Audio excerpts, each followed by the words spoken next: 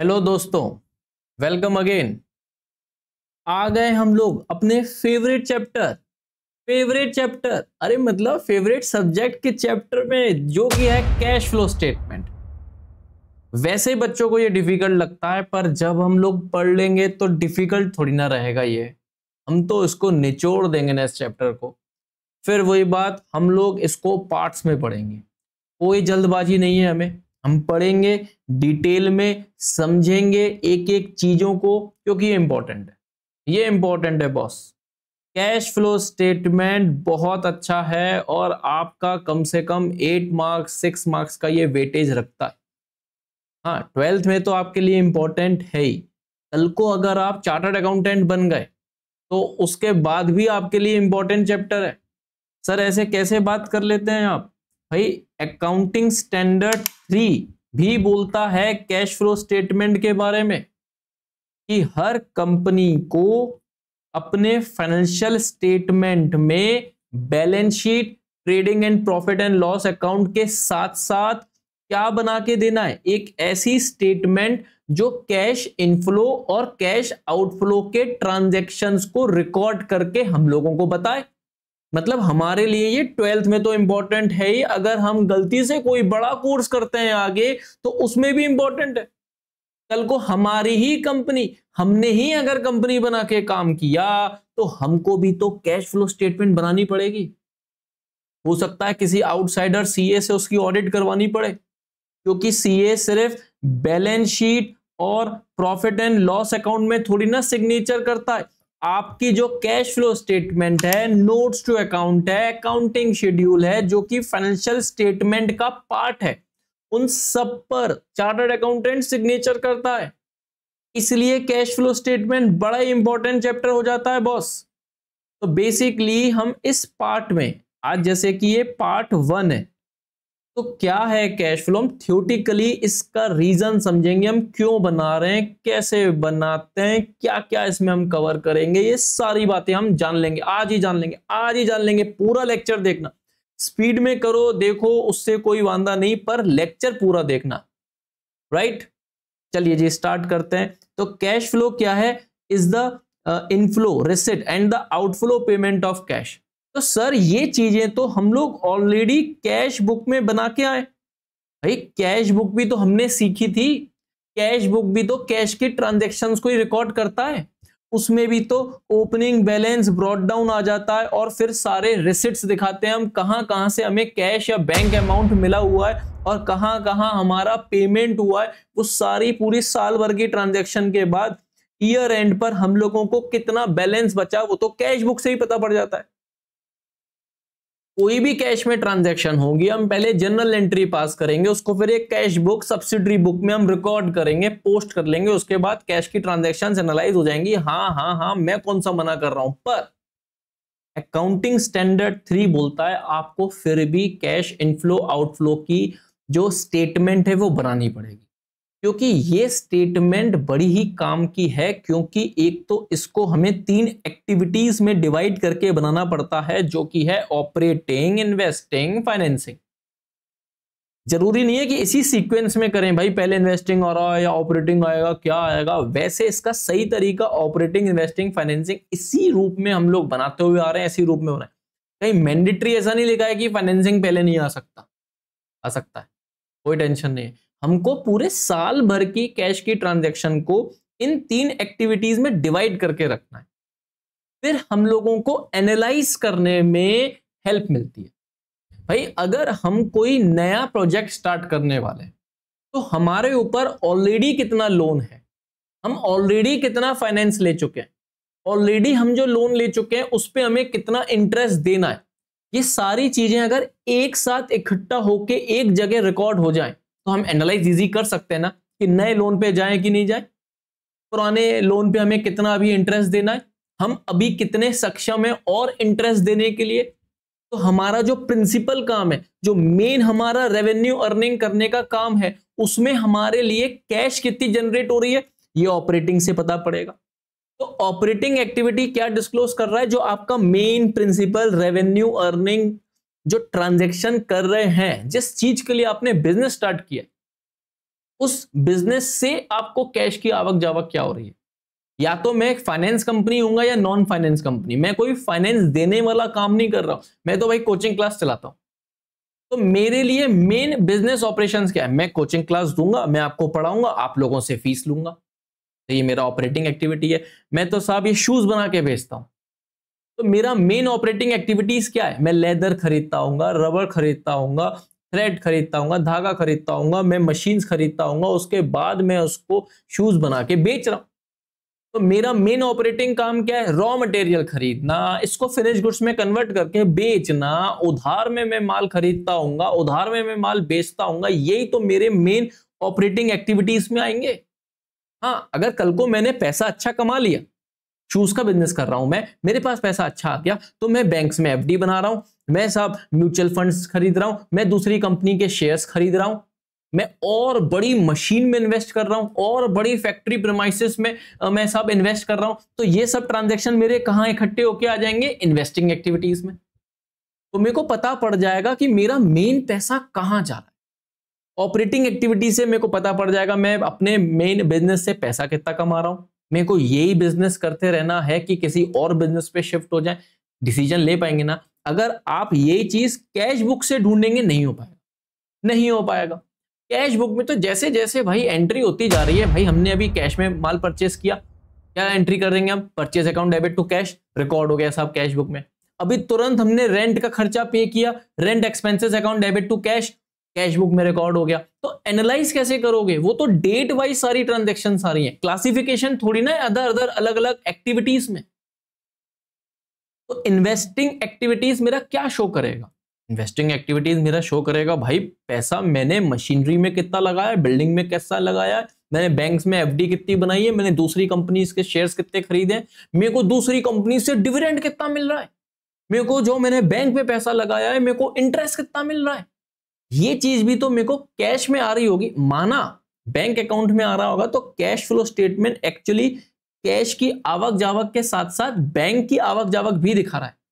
आप ऐसा मत सोचो, आप डबल कॉलम कैश बुक बनाते थे ना, उसमें कैश की ट्रांजैक्शन, बैंक की ट्रांजैक्शन रिकॉर्ड करते थे ना, उन सारी चीजों को अपन कैश बुक ही तो बोलते थे, इंक्लूडिंग बैंक ट्रांजैक्शन ऑल्सो।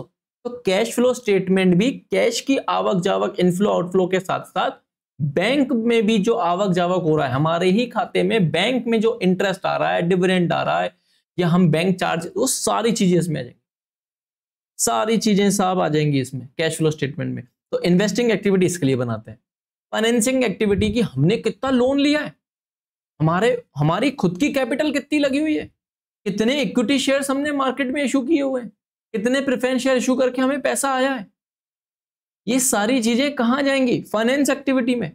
हमें अपने ही शेयर होल्डरों को कितनी डिविडेंड पे करनी है, प्रपोज डिविडेंड, इंटरिम डिविडेंड, ये सारी चीजें कितनी पे करनी है, ये कहां आएंगी, फाइनेंसिंग एक्टिविटीज में।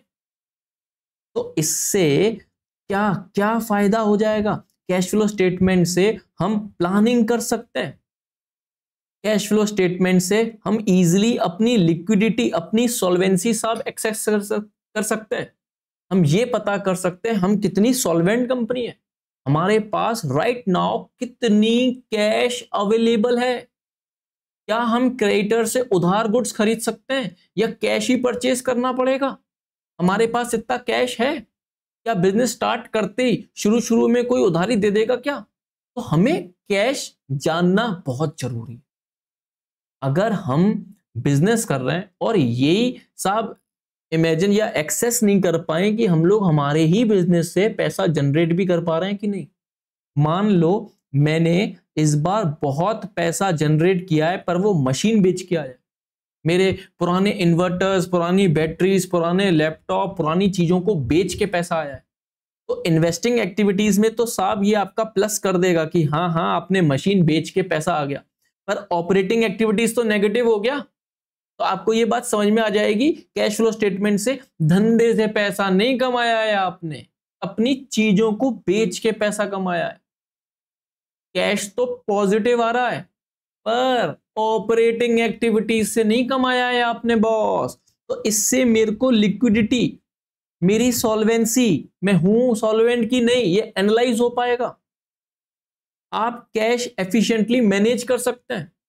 आपके पास अगर कैश इनफ्लो आउटफ्लो की रिकॉर्डिंग अच्छी होगी, भाई आपके पास कैश इनफ्लो बहुत आता है, आपके गुड्स हमेशा कैश में बिकते हैं, आप उधारी में माल खरीद के ला रहे हो और कैश में बेच रहे हो, तो आपकी कैश की जो जो कैश की क्षमता है वो आपके पास ज्यादा है, आप एफिशिएंटली फिर उसको साहब यूज कर सकते हैं आगे। तब ना जब आपको कैश की आवक जावक एक्चुअल में पूरे साल में कितनी हो रही है वो पता पड़े और आपके बिजनेस से कितनी हो रही है वो पता पड़े, तभी तो कर पाओगे ना आप।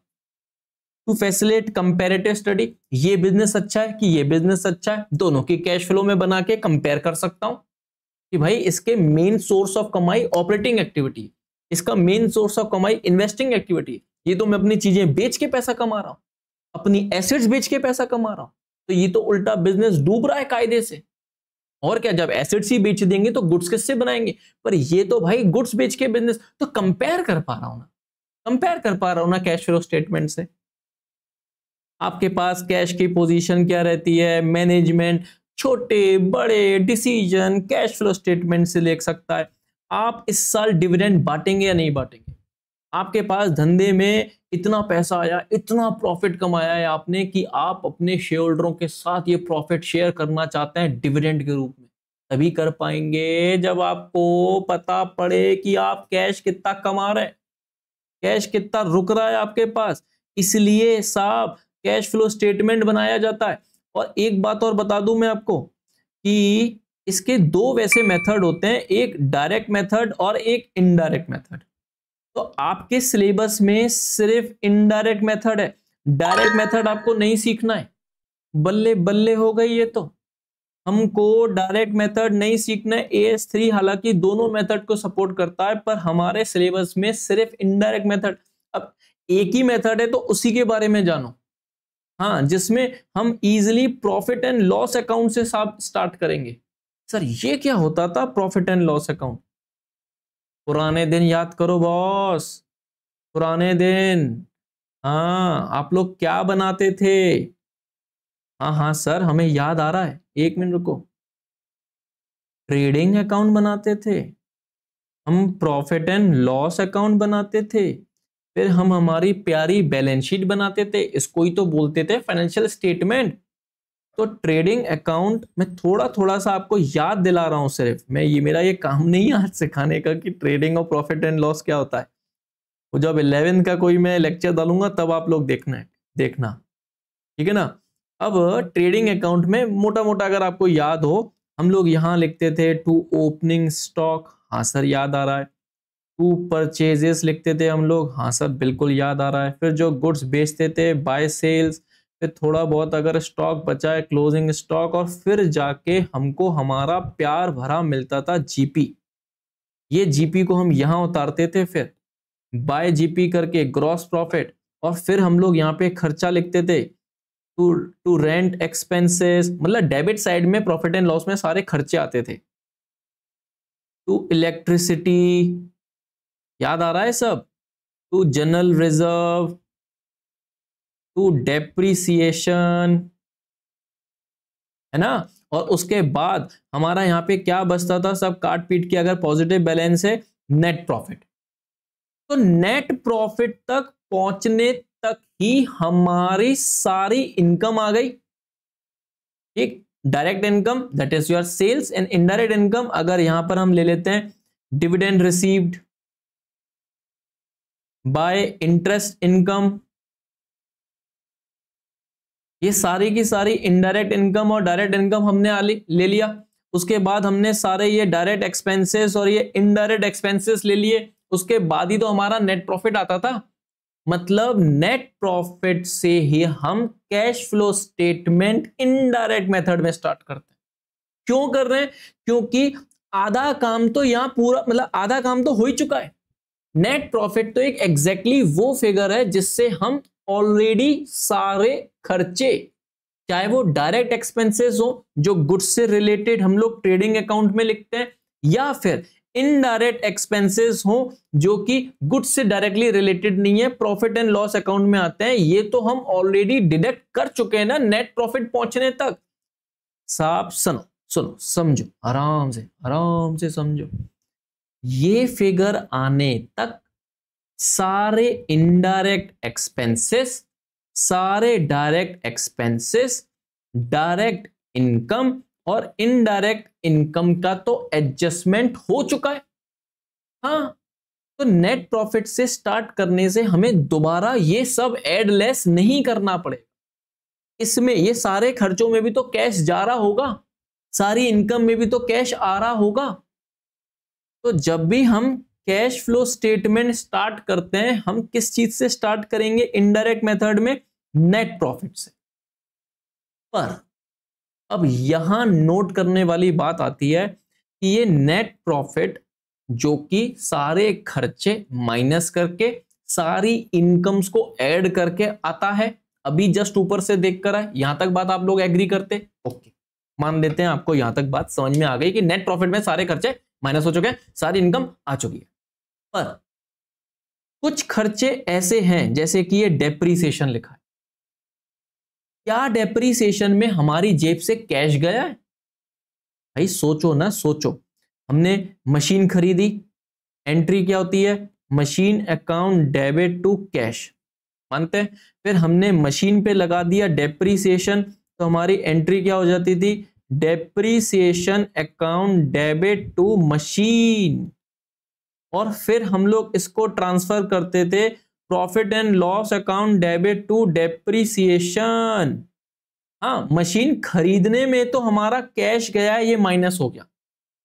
पर डेप्रीसिएशन एक नॉन कैश एक्सपेंडिचर है।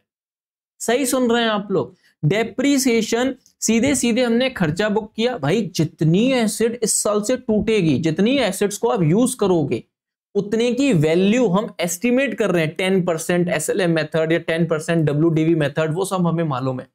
तो डेप्रीसिएशन एक नॉन कैश खर्चा है ना, नॉन कैश खर्चा है ना। तो इसमें कहीं क्या कैश गई है क्या? और इसको डायरेक्टली हमने प्रॉफिट एंड लॉस अकाउंट में डेबिट में खर्चे में बुक कर दिया, खर्चे में बुक कर दिया ना जी। तो आप मेरे को बताओ, इस नेट प्रॉफिट में हमने ऊपर एक ऐसा खर्चा माइनस कर दिया है जिसमें कैश गई ही नहीं, हमारी जेब से कैश आउटफ्लो हुआ ही नहीं। तो क्या कैश फ्लो स्टेटमेंट बनाते वक्त नेट प्रॉफिट जो मैंने लिया है उसमें मैं डेप्रीसिएशन ऐड कर दूं? डेप्रीसिएशन ऐड करूंगा तभी तो मेरा करेक्ट नेट प्रॉफिट आएगा। नेट प्रॉफिट कौन सा वाला करेक्ट? जो कैश की ट्रांजैक्शन को ही सिर्फ रिकॉर्ड करता है। हाँ, अब लॉजिक आपको समझ में आएगा कि अच्छा, इनडायरेक्ट मेथड में नेट प्रॉफिट उठाने से ये फायदा हो गया कि बहुत सारे कैश के खर्चे, बहुत सारी कैश में आई हुई इनकम ऑलरेडी एडजस्टेड है। सिर्फ हमें उस खर्चे या उस इनकम को एडजस्ट करनी है जो नॉन कैश है। सही में। अब जैसे कि यहां पे एक मैंने आइटम लिखा है जनरल रिजर्व। जनरल रिजर्व क्या होता है? हम अपने फ्री रिजर्व्स क्रिएट कर रहे हैं। हमारे पास इतना तगड़ा प्रॉफिट आ गया है कि हम फ्यूचर अनसर्टेनिटीज से बचने के लिए आज ही पैसे को इकट्ठा कर रहे हैं, तिजोरी में डाल के रख रहे हैं। जनरल रिजर्व साहब, ये शेयर होल्डरों के साथ बाद में कभी यूज कर लेंगे इनको। तो जनरल रिजर्व की एंट्री क्या होती है क्रिएट करने की? इसकी एंट्री होती है profit and loss account debit to general reserve. Simple सी एंट्री है इसकी। और प्रॉफिट एंड लॉस अकाउंट में डेबिट में चला गया। अब भाई साहब मेरे को आप बताओ कि इससे क्या कैश आउटफ्लो हो रहा है? क्या कैश क्या बाहर निकल गया? कंपनी के अकाउंट से बाहर निकल गया? कैश तो कैश अकाउंट में ही रहे, कैश तो हमने निकाला ही नहीं। पर जनरल रिजर्व को क्रेडिट करके या प्रॉफिट एंड लॉस अकाउंट को डेबिट करके हमारा प्रॉफिट एंड लॉस अकाउंट तो रिड्यूस हो गया ना। प्रॉफिट एंड लॉस अकाउंट तो कम हो गया ना। यहां पे जैसे ही मैंने जनरल रिजर्व दिखाया है तो मेरा नेट प्रॉफिट मेरा इससे रिड्यूस हो गया होगा ना। तो क्या नेट प्रॉफिट मेरा सही है? नहीं, इसमें मेरे को क्या करना पड़ेगा? जनरल रिजर्व को मेरे को बॉस ऐड करना पड़ेगा। तो आप अभी मैं सिर्फ ऊपर ऊपर से बता रहा हूं, ऐसी बहुत सारी चीजें ऐड करनी पड़ेंगी, बहुत सारी चीजें लेस करनी पड़ेंगी। मैं तो आपको एक आइडिया दे रहा हूं कि नेट प्रॉफिट से उठाने के बाद हमें फायदा क्या है। इनडायरेक्ट मेथड बहुत सोच समझ के S3 में डाला गया। आधी मेहनत हमारी नेट प्रॉफिट ने ही बचा ली है। नेट प्रॉफिट में से सारा खर्चा माइनस हो चुका है, सारी इनकम ले चुके हैं, पर जो नॉन कैश वाले आइटम है, चाहे वो नॉन कैश एक्सपेंडिचर हो, चाहे वो नॉन कैश इनकम हो, उनको अपन दोबारा एडजस्ट करते हैं ताकि हमारा वो वाला नेट प्रॉफिट निकल कर आए जो सिर्फ सिर्फ कैश कैश हाँ कैश के ही आइटम को रिकॉर्ड करता हो। वाह सर, ये वाली बात तो हमें समझ में आ गई। आपने अभी अभी हमें क्लासिफिकेशन भी बताया है। अगर कोई दुनिया में अब हमसे पूछ ले कि कैश फ्लो की 3 एक्टिविटीज का नाम बताओ, हम बता देंगे ऑपरेटिंग, इन्वेस्टिंग, फाइनेंसिंग। ऑपरेटिंग क्या है? प्रिंसिपल रेवेन्यू जनरेटिंग सोर्स, जो मेन चीज है, मेन चीज से जो आपने बिजनेस स्टार्ट किया है, किस पर्पस के लिए किया है। भाई अगर मैं ये लैपटॉप का ट्रेडिंग बिजनेस करता हूं, मैं दिल्ली से या किसी फ्रेंचाइज से लैपटॉप सस्ते में खरीद के लाता हूं, इनको फिर बेचता हूं, तो मेरा मेन काम क्या है? लैपटॉप खरीदी बेची करना, लैपटॉप पे ट्रेडिंग करना। तो मेरा ये ऑपरेटिंग एक्टिविटीज में आए। ठीक है, मैंने बहुत पैसा कमा लिया, अब मैं अपने खुद का शोरूम खोल रहा हूं, तो मैंने बिल्डिंग में इन्वेस्ट किया, तो मेरा इन्वेस्टिंग एक्टिविटी क्या दिखाता है? परचेज, एक्विजिशन मतलब परचेज, डिस्पोजल मतलब sale, purchase and sale of long term assets and other investments. Building मैंने खरीदी है उसमें बिजनेस करने के लिए, बिल्डिंग बेचने के लिए नहीं खरीदी है। अगर मैं रियल एस्टेट होता, बिल्डिंग बेचने के लिए खरीदा होता, तो बिल्डिंग खरीदना मेरी ऑपरेटिंग में आता बॉस। पर मैंने बिल्डिंग खरीदी है बेचने के लिए नहीं, उसमें बिजनेस करने के लिए लॉन्ग टर्म इन्वेस्टमेंट किया है मैंने, तो वो मेरे किस में चला जाएगा? Investing activities. आ रही ना बात समझ में? पर बिल्डिंग खरीदने के पैसे कहां से आए? लोन लिया है मैंने, बैंक से लोन लिया है, कंपनी ने शेयर इशू किए हैं ताकि और पैसा आ जाए, डिबेंचर इशू किए हैं ताकि और पैसा आ जाए।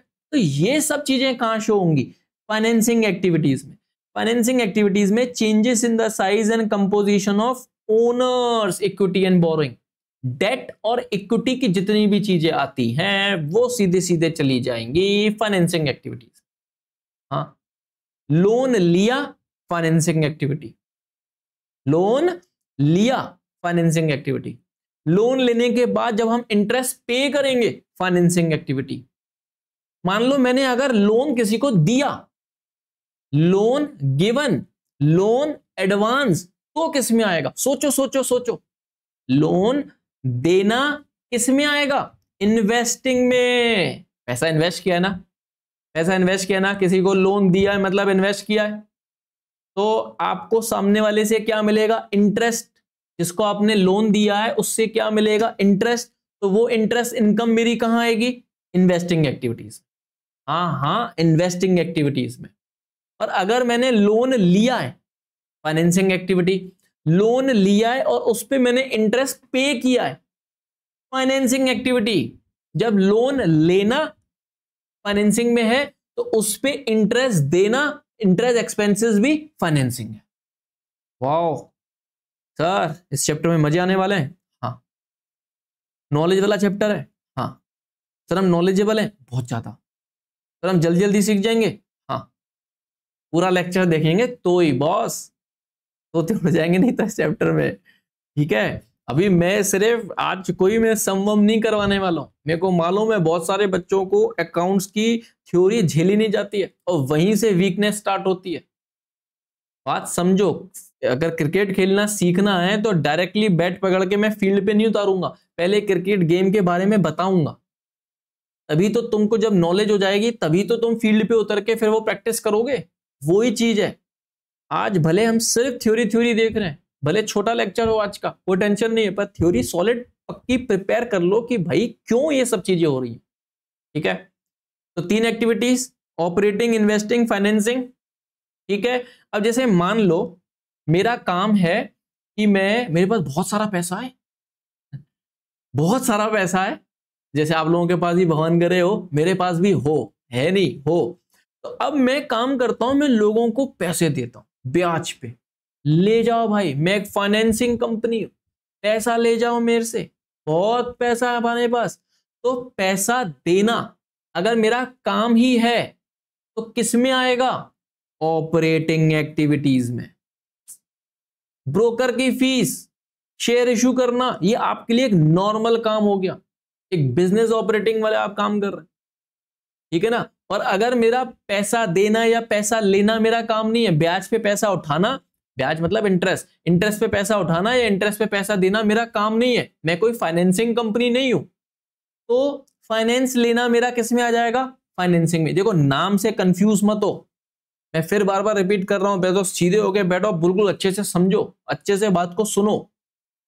मेरा अगर काम ही है लोगों के बिजनेस में पैसा इन्वेस्ट करना, लोगों को पैसा फाइनेंस करना, आओ भैया या तो मेरे को अपने बिजनेस में पार्टनर बना लो या मेरे से पैसा ले जाओ, मेरा ये काम है। बजाज फाइनेंस हूं मैं, रिलायंस फाइनेंस हूं, टाटा फाइनेंस हूं, तो ऐसी कंपनियों के लिए पैसा देना, पैसा लेना, पैसे से इंटरेस्ट आ रहा है, पैसे से इंटरेस्ट दे रहा है, ये सब ऑपरेटिंग एक्टिविटी में आएगा। नाम भले फाइनेंसिंग एक्टिविटी तीसरी एक्टिविटी का है, पर ये सारा काम आपका मेन बिजनेस ऑपरेशंस है। अब ये इसके लिए तुमने एक ऑफिस खोला, तुम एक फाइनेंस कंपनी हो, इसके लिए तुमने एक ऑफिस खोला, ऑफिस खोलने के लिए तुम्हें एक बहुत बड़ी बिल्डिंग चाहिए, अब बिल्डिंग में पैसा लगाया, इन्वेस्टिंग। अब इतनी बड़ी जब बिल्डिंग ले रहे हो तो उसके लिए तुमको खुद को बैंक लोन लेना पड़ रहा है। तुम हो फाइनेंसिंग कंपनी, तुम्हारा काम है दूसरों को फाइनेंस देना, पर बिल्डिंग खरीदने के लिए तुमने बैंक लोन लिया, वो वाला बैंक लोन आएगा फाइनेंसिंग में जो बिल्डिंग खरीदने के लिए ले रहे हो। वाह सर, मजा आ गया, सुन के मजा आया ना, अच्छा लगा ना? चैप्टर बहुत अच्छा है, बहुत अच्छा है। और वैसे भी हर चैप्टर उन बच्चों के लिए अच्छा है जो हर चीज को ध्यान से सुनते हैं। देखो जिस चीज में तुम्हें फायदा मिले ना, तुम्हारा ग्रोथ होना, उस चीज को बहुत ध्यान से सुनना चाहिए। वो इंस्टाग्राम की रील सिर्फ ध्यान से नहीं सुननी चाहिए, क्योंकि तुम है ना उसको सिर्फ स्क्रॉल करके जाने देते हो, 2 मिनट या 4 मिनट के लिए बस तुम्हारे दिमाग को हिट करती है, फिर तुम उसको अडॉप्ट नहीं करते, फॉलो नहीं करते। फालतू रील्स की बात नहीं कर रहा हूं मैं, हाँ ऐसे नहीं फालतू रील्स को अडॉप्ट कर लो भाई। ऐसे बहुत सारे लोग हैं जो मोटिवेशनल स्पीकर बैठे हुए हैं वहां पे, जो क्रिएटिविटी स्किल्स की बात करते हैं, आपका डेली का वर्क कैसा होना चाहिए, वर्क एनवायरनमेंट, वर्क कल्चर कैसा होना चाहिए, उसके भी साथ बहुत सारे लोग बैठे हुए हैं। वो चीजें भी अपन देख सकते हैं। पढ़ाई की चीजें भी देखो, तो हमने अभी पढ़ा कैश फ्लो स्टेटमेंट का मतलब, कैश फ्लो का इंपॉर्टेंस, 3 एक्टिविटीज की बातें, कौन सा चीज आपके कोर्स में एप्लीकेबल है। तो ऑपरेटिंग एक्टिविटी क्या चीज है? It acts an indicator to the extent to which business operation successfully generate cash, it determine operating efficiency of the entity.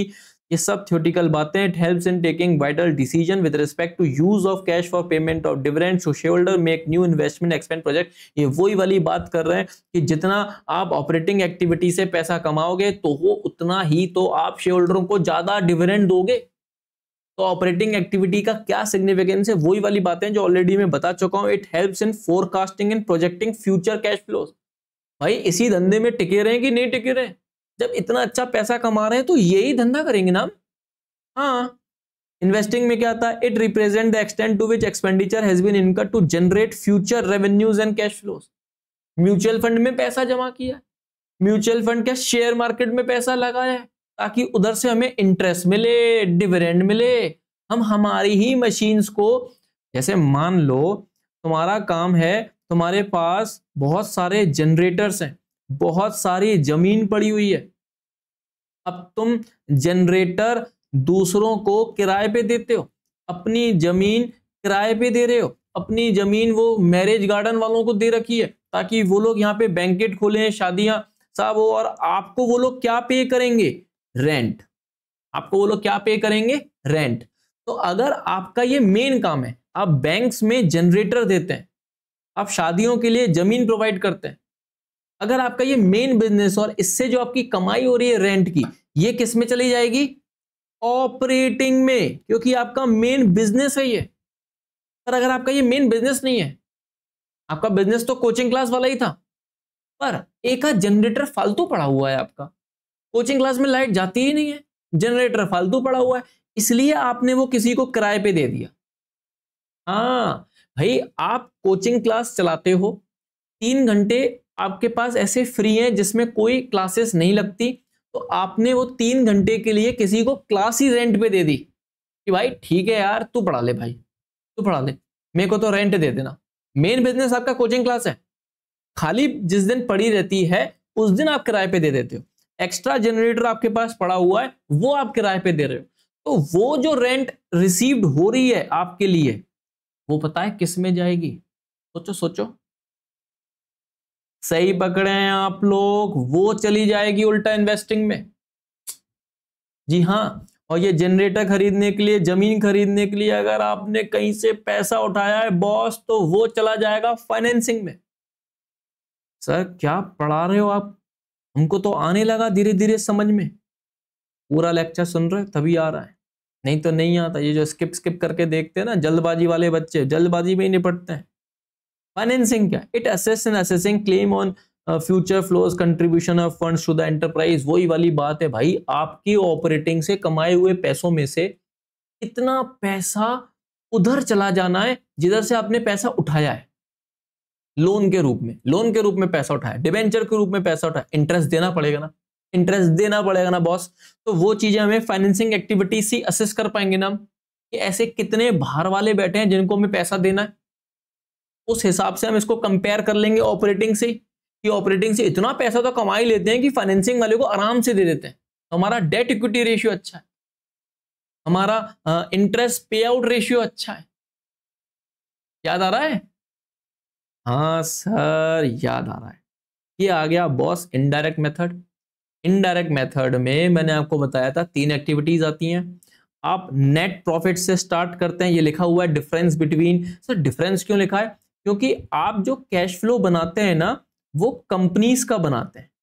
Partnership firm या सोल प्रोप्राइटर में कैश फ्लो स्टेटमेंट नहीं बनता है। पार्टनरशिप फर्म में बन रहा होता तो तुम लोग पहली वाली बुक में बनाते नहीं, कंपनीज का बनता है कैश फ्लो स्टेटमेंट।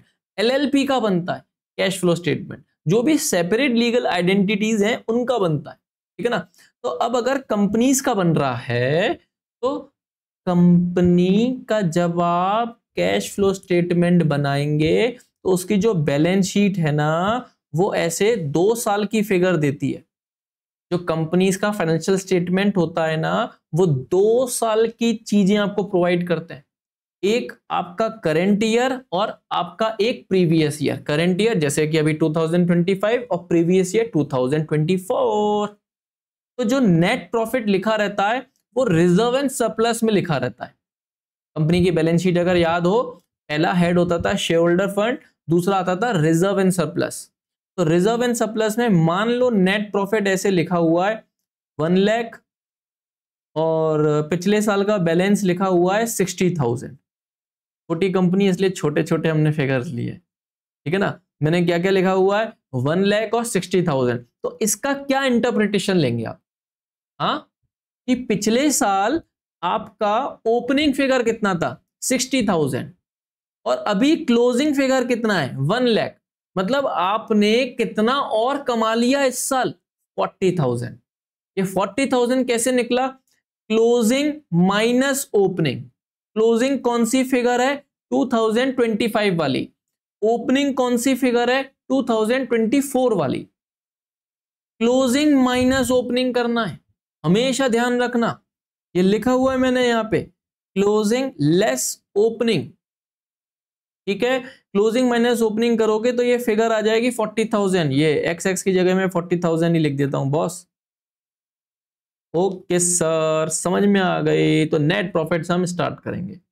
फिर देखो हम इसमें क्या क्या आइटम ऐड कर रहे हैं, क्या क्या आइटम लेस कर। अब मैं ये समझा भी दूंगा ना, फिर भी आपको समझने के बाद भी याद तो करनी पड़ेगी। प्लीज इसके कोई शॉर्टकट में मत जाना, कोई शॉर्टकट नहीं है इसका। ये चीजें आपको समझ के दिमाग में स्टोर करनी है और फिर याद करनी।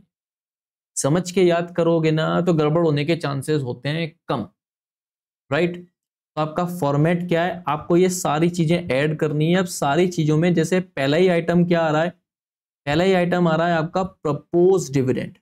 अब ये प्रपोज डिविडेंड क्या होती है? सर हमको तो प्रपोज का मतलब वैसे ही बहुत ज्यादा पता है, ये वो वाला प्रपोज नहीं है, ठीक है ना, ठीक है ना। तो बात देखो इसमें क्या हो रहा है। भाई कंपनी है, पैसा तो कमाएगी, प्रॉफिट तो उसको होता है भाई, अगर अच्छे से कोई भी काम करोगे जीवन में तो प्रॉफिट तो होगा ना भाई, इज्जत तो कमाओगे ना, ठीक है ना। अब प्रॉफिट से वो क्या पे करती है, डिविडेंड। डिविडेंड किसको पे करती है वो बॉस, शेयर होल्डर्स को। तो बात क्या होती है, जैसे कंपनी ने मान लो, मैं अकाउंटिंग ईयर ले लेता हूं 1/4/23 से 31/3/24 तक, ये मेरा फाइनेंशियल ईयर है, मैंने 23-24 का ले लिया है, ठीक है, 1/4/23 से लेकर 31 मार्च 24 तक। तो कब पता पड़ेगा कंपनी को कि कंपनी के पास प्रॉफिट हुआ है, कंपनी को पता पड़ेगा इधर ईयर एंड पर पता पड़ेगा कि भाई एक्चुअली में अपन ने पूरे साल में कितना पैसा कमाया है। अब हर कंपनी को with in the end of financial year, इसके 6 मंथ्स के अंदर, 6 months from the end of financial year, 6 months from the end of, एक मिनट रुको, एंड ऑफ फाइनेंशियल ईयर क्या तारीख आ जाएगी, 30 सितंबर 2024, यहां से लेकर यहां तक मैंने 6 महीने गिन लिए। इस दिन तक कंपनी को करनी पड़ती है एनुअल जनरल मीटिंग। हर कंपनी को हर साल एक बार एजीएम के नाम से मीटिंग करनी पड़ती है, जिधर डिविडेंड का डिस्कशन होता है कि शेयर होल्डरों को कितना डिविडेंड मिलेगा। पर मिल रहा है 30/9/24 को, पर कौन से वाले साल के लिए, 23-24 के लिए, क्योंकि 23-24 की मीटिंग जब तक ईयर खत्म नहीं होगा तब तक होगी नहीं। तो वो कब तक हो सकती है, उसकी मैक्सिमम डेट है with in 6 months from end of financial year. वो कभी भी हो सकती है, 15 अप्रैल को भी हो सकती है भाई, 20 जून को भी हो सकती है, ऐसी कब तक हो सकती है, 30/9/24 तक, 6 महीने के अंदर। कौन सी मीटिंग, एजीएम, जिसमें किसका डिस्कशन होता है, डिविडेंड का। पर डिविडेंड अभी जब पे कर रहे हैं तो ईयर तो 1/4/24, 31/3/25 लग गया ना, हाँ ईयर तो ये वाला लग गया भाई। तुम जब 30/9/24 को डिविडेंड दे रहे हो, माना तुम डिविडेंड पिछले साल 23-24 का दे रहे हो, पर दे कब रहे हो, इस अकाउंटिंग ईयर में 24-25 में, ठीक है, इसलिए इसका नाम क्या पड़ गया, प्रपोज डिविडेंड। 23-24 की प्रपोज डिविडेंड है, पे 25 में हो रही है, पे 24-25 में हो रही है। ऐसे ही 24-25 की कब होगी पे, 25-26 में। भाई 24-25 का अकाउंटिंग ईयर कब आएगा, 1/4/24 से 31/3/25। इसकी एजीएम कब तक होनी है, इसकी एजीएम बॉस 30/9/25 तक होनी है, with in 6 months from end of financial year.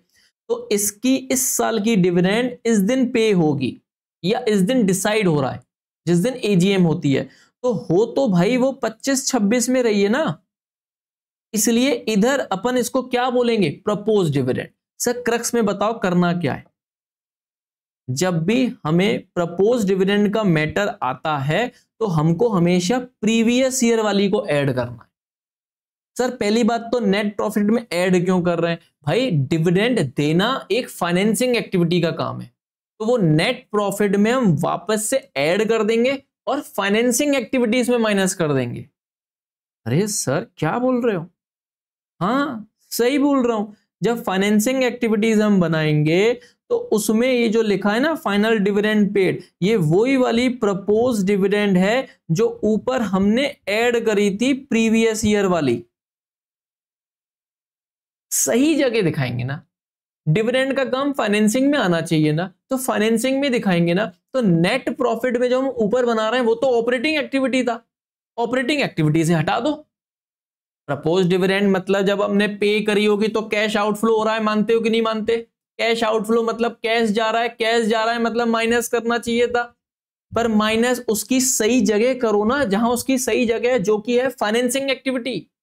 तो फाइनेंसिंग एक्टिविटी में माइनस होगा, और ऑपरेटिंग एक्टिविटी में हम लोग ने नेट प्रॉफिट से स्टार्ट किया है तो उधर माइनस हो गया था गलती से, क्योंकि नेट प्रॉफिट निकालते वक्त ट्रेडिंग पेंडल में डिविडेंड तो हमने माइनस ही कर दिया होगा ना, तो उसको अपन वापस से क्या करेंगे सही करने के लिए, ऐड। पर कौन सी ऐड करेंगे, करेंट ईयर वाली या प्रीवियस ईयर वाली, करेंट ईयर वाली। ये करेंट ईयर ये होता है, ये प्रीवियस ईयर होता है। तो जब भी प्रपोज डिविडेंड 2025 और 2024 की अगर दी हुई है तो कौन सी वाली ऐड करेंगे, अगर कैश फ्लो स्टेटमेंट 25 का बना रहे हैं तो 2024, और नीचे माइनस भी कौन सी करेंगे, 2024। आ गई सर, याद रखना जो ऊपर ऐड कर रहे हो वही वाली नीचे माइनस करने का है। हाँ सर, अब ये इंटरिम डिविडेंड क्या रहता है सर? अरे इंटरिम डिविडेंड मतलब है कि जब 23-24 की एजीएम हुई, वही एनुअल जनरल मीटिंग, ऐसे ही 24-25 की भी एजीएम होगी। मान लो ये हो रही है 10 सितंबर 24 को और ये हो रही है 15 सितंबर 2025 को। दो एजीएम के बीच में अगर कभी कंपनी को बम्पर प्रॉफिट होता है और उससे वो डिविडेंड डिक्लेयर कर दे, बिना आने वाली एजीएम का वेट करे, उससे अगर डिविडेंड कर ले, मतलब दो एजीएम के बीच में अगर कोई डिविडेंड पे कर रहा है तो उसको बोलते हैं इंटरिम डिविडेंड। इंटरिम का मतलब बीच में, इंटरवल। एजीएम तो अभी होनी है अगले साल और इस साल वाली एजीएम हो गई, तो इसके बीच में अगर हम ऐसी दिवाली पे पैसा दे रहे हैं, न्यू ईयर पे पैसा दे रहे हैं, उसको क्या बोलेंगे, शेयर होल्डरों को क्या बोलेंगे देते वक्त, हम आपको इंटरिम डिविडेंड पे कर रहे हैं। तो इंटरिम डिविडेंड पे करना मतलब कैश का आउटफ्लो होना। तो ऑपरेटिंग एक्टिविटी में क्या कर लेंगे, ऐड। ऑपरेटिंग एक्टिविटी में क्या कर लेंगे, ऐड। और इसका सही जगह क्या है, सही जगह कहां हक है इसका, फाइनेंसिंग। फाइनेंसिंग में हम क्या कर लेंगे, माइनस। इंटरिम डिविडेंड को हम क्या करते हैं बॉस, माइनस। लॉजिक समझ में आ रहा है ना? अच्छा चैप्टर। तो मैं सिर्फ आपको आज लॉजिक ही सिखा रहा हूं, हम पढ़ेंगे हर पार्ट में एक एक एक्टिविटीज करके। अभी तो मैं आपको सिर्फ ओवरव्यू दे रहा हूं ओवरव्यू ही चल रहा है कि ऑपरेटिंग एक्टिविटीज पहले निकालेंगे, नेट प्रॉफिट से स्टार्ट करेंगे, कुछ आइटम ऐड करेंगे, कुछ आइटम लेस करेंगे, ये सब ऑपरेटिंग एक्टिविटी है सब। फिर जाके हमारा ऑपरेटिंग एक्टिविटी निकलेगा, फिर जाके हम इन्वेस्टिंग एक्टिविटीज में आएंगे, फिर इन्वेस्टिंग एक्टिविटीज में ऐड लेस करके हरकत करेंगे और इन्वेस्टिंग एक्टिविटी का फिगर निकालेंगे, फिर जाके हम फाइनेंसिंग एक्टिविटी करेंगे, फिर जाके फाइनेंसिंग में ऐड लेस करेंगे। फिर होगा क्या सर, होगा क्या, अरे समझो, तीनों चीजें कर ली, ऑपरेटिंग, इन्वेस्टिंग, फाइनेंसिंग।